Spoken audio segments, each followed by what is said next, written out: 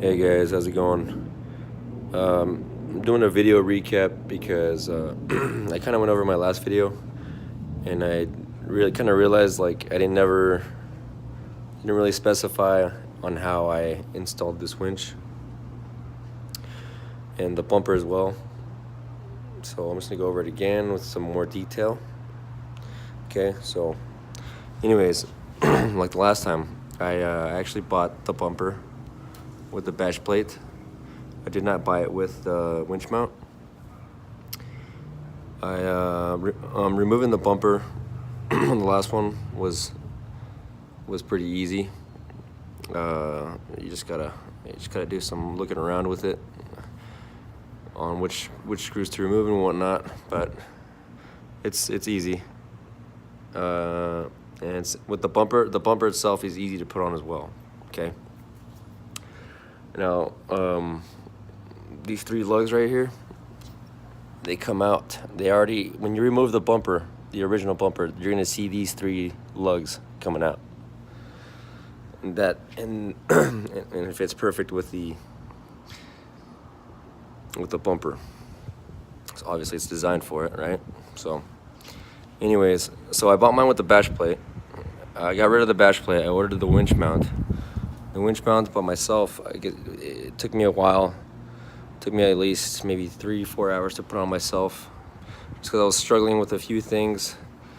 Before I bought it, I went over the instructions many times, but they seemed easy. The instructions were super easy, but putting it on myself was a little challenging.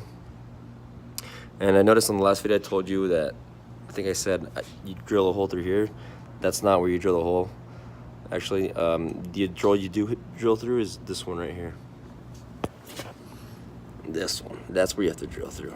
You don't exactly drill the hole, but you just drill through the threads that are in there.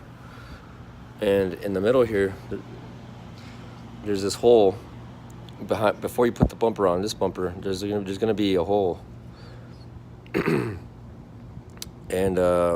that's where you're gonna stick your chisel and bang it out. You're gonna bang out this little thread that's in there. So you pretty much just drill a hole in this thread on the side to loosen up this this little thread that's in there, so it kind of sticks out a little bit. So you just gotta bang it off, and when you bang it off, it'll leave a perfect circle. And that'll be just to put this bolt on. It's not a screw on. You actually gotta have a nut for this bolt. So when this goes through, you gotta put a nut on the other side with I think it's a 1/4 inch wrench. It's gotta be a small 1/4 inch wrench as well, because you gotta fit it through the hole that you're gonna have to put this bolt on. Anyways, yeah. So I did that. Not only that, but like putting on this the winch mount, the winch plate. I actually had a little trouble with my AC line, because I'd